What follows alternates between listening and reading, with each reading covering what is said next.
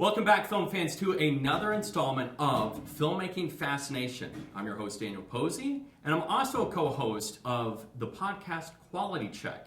There we talk about big budget releases down to your micro budget movies. But here, with Filmmaking Fascination, I sit down and speak with local independent filmmakers, and here we are.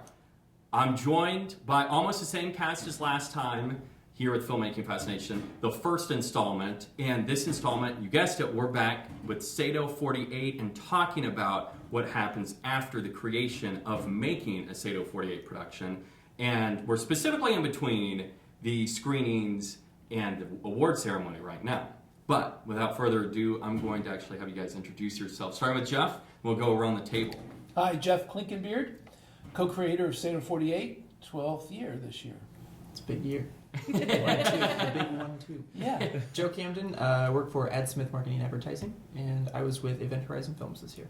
Joe, what film was yours this year? We made a film. Oh, God, can we start again? How many times? You have a script right here in front of you. Cut! Take two. We worked on a film called Meridian this year.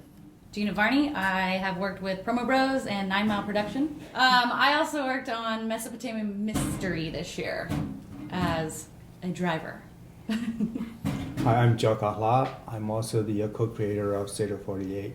I'm Curt Okerman. We worked on 9 Mile Films, and our film's called Mesopotamia Mystery. My name is Chris Canote with Canote Films. I also work for Branson.com doing all their marketing video content, and this year I did the comic book Kids. I thank you all from the bottom of my heart for being here tonight, for taking time out of your busy schedules to come here. Yes, we're done. Oh, that's a wrap. Yeah, excellent. Seriously, thank you for coming out. This means a lot to me. I'm very passionate about sharing your stories on what you've done, because to me, I think that is very motivational. But if I think about others in the community, how much this message, your messages, mean to them. We're in between the screenings and the awards ceremony. It's a very peculiar time. It's one of those where you're finished screening and all that stuff, but you're done. You created it. Last time I sat down with Joe, Curt, and Chris, I was talking to you guys about the process of making the films. How did it go this year for all of you guys?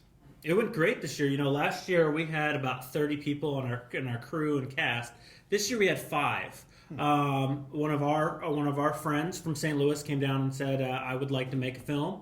But he didn't want too much involvement. He more or less just wanted to be an actor in the film and get that experience out of it. And so I stepped up and said, yeah, I'll direct and whatever you want to do. And since we had a lot less crew, I wound up edited and directed and a lot of different things.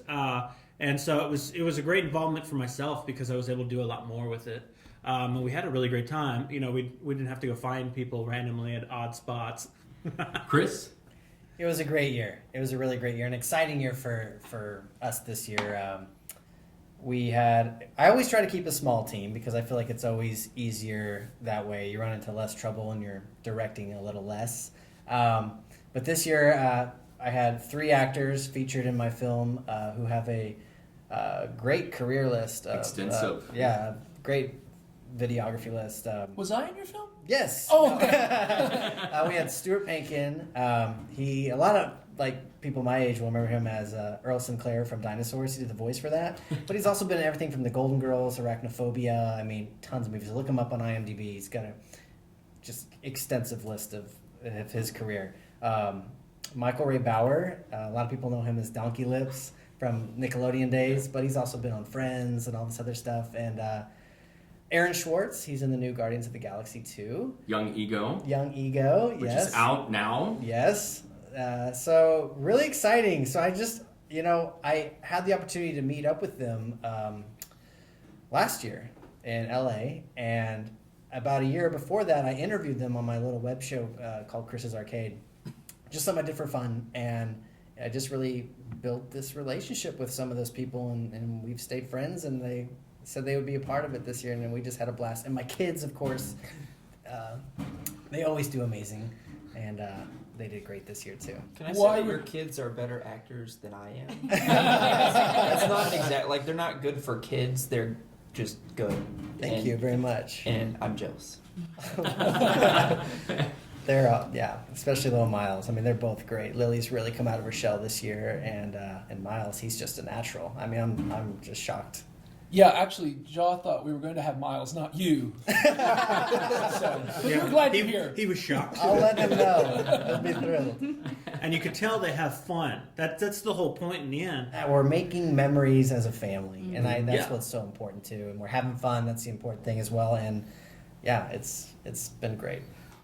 I have another angle on that. I found Miles just weeping in a corner at the Moxie screening once. So, just saying, just weeping. Where I'm washed up. I'm 5. What is he, 7? It's like, what now? I'm no longer a little renegade. Yeah. I'm grown up. Nobody wants to look at an old renegade. I'm just a comic book kid now. Yeah. He won't have Charlie Sheen syndrome. Keep the tiger blood away from mine, at least for now. Absolutely.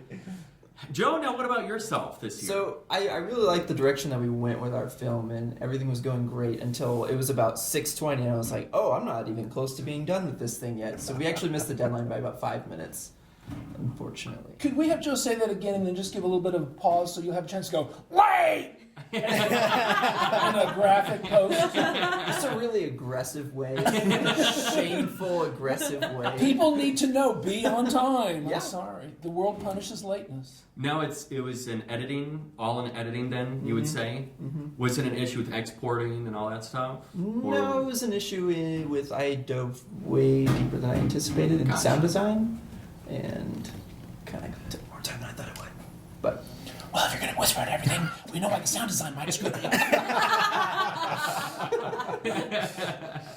Joe, you guys still made an amazing film. Well, thank you. It looked very good. And Curt and I, we talked about this because what you and Paul were talking about last time and perusing, as you said, the photos online and seeing kind of the staff pics that were available, it totally makes sense whenever you end up seeing the film that you guys made and what you were talking about, because you end up making a film, very little dialogue, and you did pretty much what you guys were saying. We had a filmmaker say to us, I think my computer knows when it's SATO48 time. Starts crashing. I think that's true. Problems you never, ever Yeah, I encountered. know.